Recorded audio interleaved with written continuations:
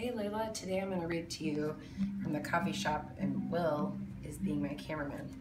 Turn the camera on yourself for a minute, Will. There's Will. Okay, today's book is by Cynthia Rylant. She's one of my favorite authors. She also wrote the Henry and Mudge series, so you might be getting a few of those books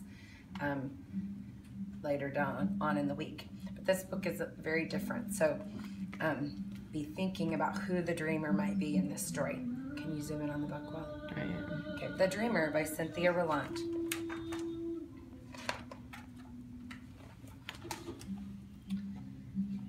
There once was a young artist who lived all alone quietly and who spent his days, as most young artists do, daydreaming. It was a lovely way of living.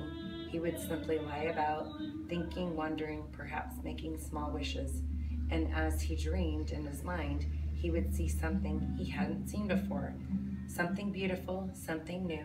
And then one day, as often happens with young artists, he decided he would make what he saw in his mind. So he made a star. He was surprised at how well it turned out, and shyly pleased with himself in having so well made this one thing, he was inspired to make more. So, as often happens with young artists, he worked all night long making stars, and by morning he was surrounded by the heavens. His heavens twinkled and shone, and standing in this radiant beauty, the young artist was inspired to daydream again.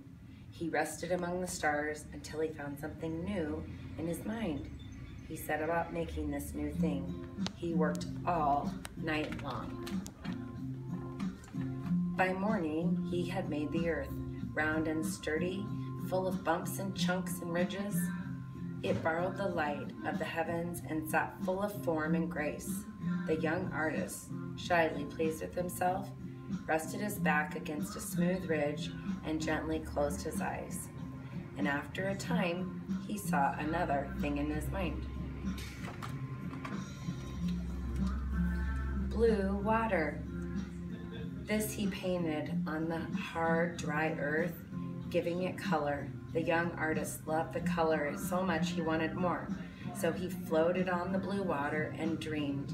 And in time, he saw this.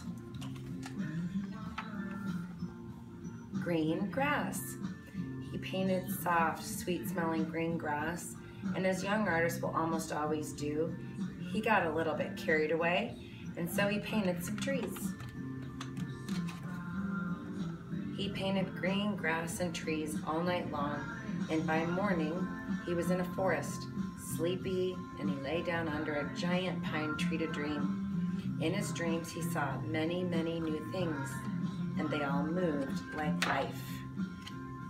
This is one of my favorite pictures, Layla, with all of the sea animals and the birds.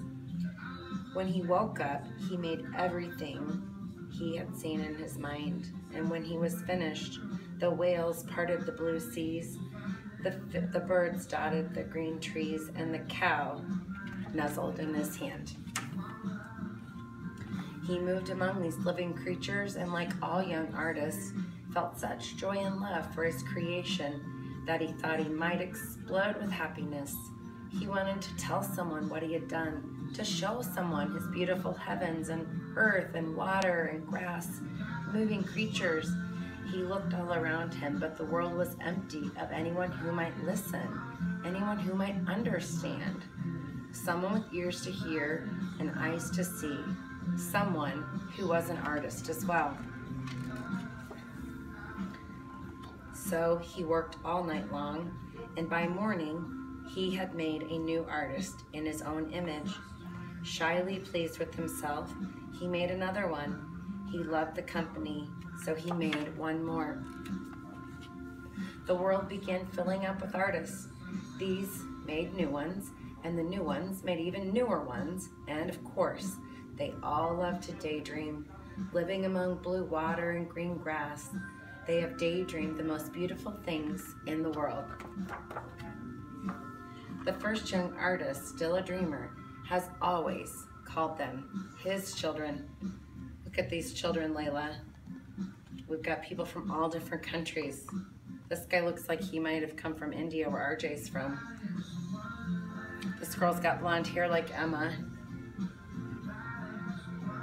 I don't see anyone that looks like you or Jackson.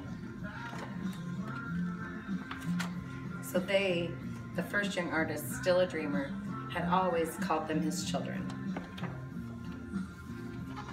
And they, in turn, have always called him God.